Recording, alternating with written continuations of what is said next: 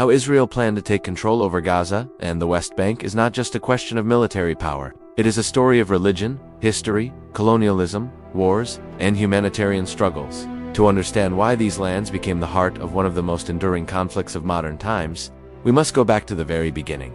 To a man revered by Jews, Christians, and Muslims alike, Abraham. In Jewish tradition, Abraham is revered as the father of the Jewish nation, the first patriarch, and the founder of the covenant between God and the Jewish people. According to tradition, God promised Abraham that his descendants would inherit the land of Canaan, the biblical land that includes what is now Israel and the Palestinian territories. This covenant forms the basis of the Jewish people's claim to the land. Abraham is not only central to Judaism, but also to Christianity and Islam. The Bible describes him as the first to reject idols and embrace one God, becoming the first monotheist. Through his son Isaac, Jewish tradition traces its ancestry. Through his son Ishmael, Islam traces its line to the Prophet Muhammad. In Christianity, Abraham is the model of faith, a man who trusted God's promises. His legacy reaches across 3 religions, shaping billions of lives. Jewish tradition associates Abraham with kindness, hospitality, and faith. He welcomed strangers, argued for justice, and trusted God even in trials. For Jews, Abraham is the beginning of peoplehood. For Muslims, he is a prophet. For Christians, he is a spiritual ancestor. Yet in the story of this one man lies the seed of future disputes: the covenant, the land, and the promise of inheritance. The descendants of Abraham, through Isaac and Jacob, became the people of Israel. The Hebrew Bible tells of their slavery in Egypt, their liberation under Moses, and their conquest of Canaan. For centuries, Jerusalem was the heart of the Jewish kingdoms. But invasions came: Assyrians, Babylonians, Persians, Greeks, and Romans. The Second Temple was destroyed in the year 70 CE by the Romans. From then on, Jewish life in the land diminished, and exile became central to Jewish identity. For centuries, Jewish communities survived in diaspora, in Europe, North Africa, and the Middle East. The memory of the land, however, never disappeared. Daily prayers included the hope of return to Zion. Festivals like Passover ended with the words, "Next year in Jerusalem." This spiritual attachment endured even as generations lived far from the land. In the 19th century, nationalism swept across Europe. Jews, facing pogroms and persecution, embraced the dream of Zionism, the return to their ancestral homeland. Meanwhile, Arab nationalism was also rising, rooted in resistance to Ottoman rule and later Western colonialism. Two peoples, two national movements, both laying claim to the same land. By the early 20th century, waves of Jewish immigrants arrived in Palestine, then part of the Ottoman Empire. After World War I, the British took control under the Mandate system. In 1917, Britain issued the Balfour Declaration, supporting a national home for the Jewish people in Palestine. For Jews, this was a moment of hope. For Arabs, it was the beginning of dispossession. As Jewish immigration grew, so did tensions. Land purchases displaced Palestinian peasants. Riots erupted in the 1920s and 1930s. The land promised to both communities became the stage for violent conflict. The Holocaust changed everything. 6 million Jews were murdered by Nazi in Europe. Survivors, displaced and homeless, sought refuge. For them, the promise of a homeland was no longer abstract, it was urgent. International sympathy grew for the Zionist cause. In 1947, the United Nations voted to partition Palestine into 2 states, one Jewish, one Arab, with Jerusalem under international administration. Jews accepted the plan. Arabs rejected it, seeing it as unjust and illegitimate. In 1948, Israel declared independence. The surrounding Arab states invaded. In the war that followed, Israel survived, even expanded its borders beyond the UN plan. For Palestinians, this war was the Nakba, the catastrophe. More than 700,000 Palestinians fled or were expelled, becoming refugees. For Jews, 1948 was independence and survival. For Palestinians, it was loss and exile. In 1967, war again reshaped the map. In 6 days, Israel captured the West Bank, Gaza, East Jerusalem, the Sinai Peninsula, and the Golan Heights. Overnight, Israel controlled millions of Palestinians. The victory was celebrated in Israel. Jerusalem was reunited under Jewish control for the first time in 2,000 years. But for Palestinians, it was the beginning of military occupation. Since then, Gaza and the West Bank have lived under varying degrees of Israeli control. Military law, checkpoints, settlements, and curfews became part of daily life. International law, through UN Security Council Resolution 242, called on Israel to withdraw from territories occupied in 1967, but withdrawal never came. After 1967, Israel faced a critical choice: what to do with the newly occupied territories. Gaza, the West Bank, East Jerusalem, and the Golan Heights were now under Israeli control.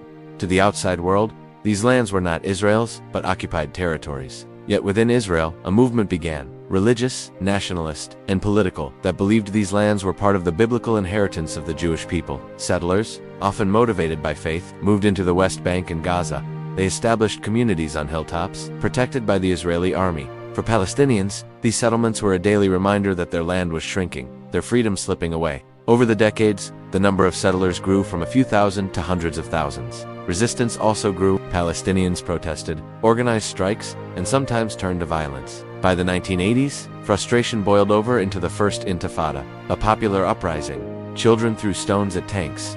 Israel responded with force. The images shocked the world, a population under military occupation, confronting one of the strongest armies in the Middle East. In the 1990s, hope appeared on the horizon. After years of bloodshed, secret negotiations in Norway produced the Oslo Accords. For the first time, Israeli and Palestinian leaders shook hands on the White House lawn.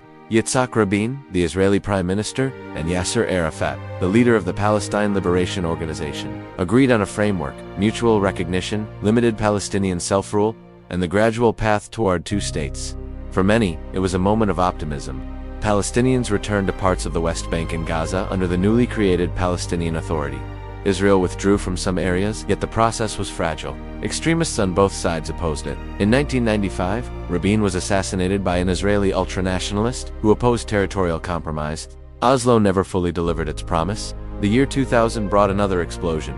Failed peace talks and growing despair triggered the Second Intifada. Suicide bombings struck Israeli buses and markets. The violence was relentless. Israel responded with overwhelming military force. Tanks rolled into Palestinian cities, homes were demolished, thousands were killed on both sides. In response to the bombings, Israel began building a massive separation barrier in the West Bank. To Israelis, it was a security fence, protecting civilians from attack. To Palestinians, it was a wall of annexation, carving deep into their land, isolating villages, and separating farmers from their fields. The wall became a symbol of division, a concrete reminder of occupation and mistrust. In 2005, Israel made a dramatic move. Prime Minister Ariel Sharon ordered the unilateral withdrawal of all Israeli settlers and soldiers from Gaza. The decision shocked many, especially Sharon's own political base. For the first time since 1967, Gaza was no longer directly occupied by Israeli settlements, but freedom was short-lived. In 2006, Hamas won elections in Gaza, challenging the authority of the Palestinian Authority. By 2007, Hamas seized full control, expelling its rivals. In response, Israel, together with Egypt, imposed a strict blockade. Gaza became isolated, its borders sealed, its economy strangled. Israel controlled airspace, sea access, and most crossings. For 2 million people, life became a struggle under blockade. Electricity was rationed, medicine ran short, fishing boats were restricted to narrow waters. For Gaza's youth, unemployment soared above 50%. Humanitarian groups called Gaza the world's largest open-air prison. Since 2007, Gaza has seen repeated wars. Rockets fired by Hamas reached Israeli towns and cities. Israel launched massive airstrikes and ground operations in response. In 2008, 2012, 2014, 2021, and beyond, each war followed a familiar pattern. Rockets, retaliation, devastation. Civilians bore the brunt of the conflict. In Gaza, entire neighborhoods were reduced to rubble. Hospitals struggled with overwhelming casualties. In Israel, families fled to bomb shelters under rocket fire. Each round of violence ended with a fragile ceasefire, but no solution. The human toll has been staggering. Thousands of Palestinians killed, many of them children. Israeli civilians traumatized, living under the constant fear of rockets. Human rights groups accuse both sides of war crimes. The cycle of war and blockade turned Gaza into a humanitarian emergency, with no horizon for peace. While Gaza burns in cycles of blockade and war, the West Bank has followed a different path. Israeli settlements continued to expand, often with state support. Roads were built for settlers only, cutting across Palestinian territory. Checkpoints multiplied, restricting movement between cities and villages. The Palestinian Authority maintained limited control in some areas, but ultimate power remained with Israel. International law considers the settlements illegal, yet they have grown into towns and cities, housing more than 400,000 Israelis in the West Bank, and over 200,000 in East Jerusalem. For Palestinians, this expansion makes the dream of a viable state harder to imagine. Daily life is marked by restrictions, military raids, and economic dependence on Israel. Today, the humanitarian picture is stark. In Gaza, children grow up under blockade, with limited access to clean water, electricity, and jobs. Mental health crises are widespread. In the West Bank, Palestinians face displacement, home demolitions, and violence from settlers and the army. Refugee camps, decades old, still house families waiting for a return that may never come. For Israelis, insecurity remains a constant shadow. The memory of past wars, of suicide bombings, of rockets, has shaped national psychology. The conflict has hardened positions, eroded trust, and deepened despair. The international community debates endlessly. UN resolutions are passed and ignored. Peace plans are proposed and abandoned. Human rights groups call for accountability. But political realities on the ground remain unchanged. In the late 2010s and early 2020s, the conflict entered a new phase, not of peace, but of shifting alliances. While negotiations between Israelis and Palestinians stalled, Israel forged agreements with Arab states. The Abraham Accords, signed in 2020 with the United Arab Emirates, Bahrain, and later Morocco and Sudan, normalized relations between Israel and these countries. For Israel, the accords were historic, breaking decades of isolation in the region. But for Palestinians, the deals felt like betrayal. Arab governments, once their strongest advocates, now turned toward economic cooperation with Israel. The Palestinian issue, once central in the Middle East, seemed pushed aside. The dream of an independent state felt more distant than ever. Inside Israel, the question of the West Bank remained unresolved. Some leaders openly spoke of annexation, extending Israeli sovereignty over large parts of the territory. Maps circulated showing how annexation might look, leaving Palestinians with fragmented enclaves. International criticism was fierce, but the pressure on the ground did not stop the slow advance of settlements. For Palestinians, daily life became increasingly difficult. Permits to build homes were denied. Demolitions increased. Checkpoints, road closures, and restrictions deepened a sense of isolation. Meanwhile, clashes with settlers and soldiers escalated. In many villages, residents organized protests week after week, only to face tear gas, arrests, and live fire. Meanwhile, Gaza remained under siege. The blockade, now over a decade and a half long, shaped every aspect of life. Israel allowed limited goods to pass through crossings, but banned many materials considered dual use, such as cement or steel. Hospitals lacked essential equipment. Young people dreamed of leaving, but most could not get permits to exit. Wars continued to erupt. In May 2021, after weeks of tension in Jerusalem, rockets from Gaza reached Tel Aviv. Israel launched an 11-day bombardment, flattening apartment blocks and media towers. The destruction deepened Gaza's humanitarian crisis. International mediators stepped in once again, but the ceasefire only froze the conflict. It did not resolve it. Across these decades, humanitarian voices have tried to cut through the politics and violence. Organizations like the United Nations Relief and Works Agency, UNRWA, the Red Cross, and countless NGOs work daily to provide food, education, and medicine to Palestinians. Their reports describe a reality of collective punishment, displacement, and despair. Doctors in Gaza treat wounded children with scarce resources. Teachers in refugee camps educate new generations who have never seen freedom of movement. Human rights workers document abuses, calling for accountability in international courts. Yet their voices often struggle to be heard above the din of politics and war. For Israelis, humanitarian stories also exist. Communities near Gaza live under the constant trauma of rockets. Children grow up with seconds to run to shelters when alarms sound. Families mourn loved ones lost to bombings. For both peoples, the human story is one of fear, loss, and resilience. The conflict has always had global implications. The United States remains Israel's strongest ally, providing military aid and diplomatic support. European nations issue statements of concern, sometimes conditioning aid on human rights improvements. The Arab world remains divided, some normalizing ties with Israel, others maintaining boycott and support for Palestinians. At the United Nations, countless resolutions have been passed, declaring settlements illegal, demanding an end to occupation.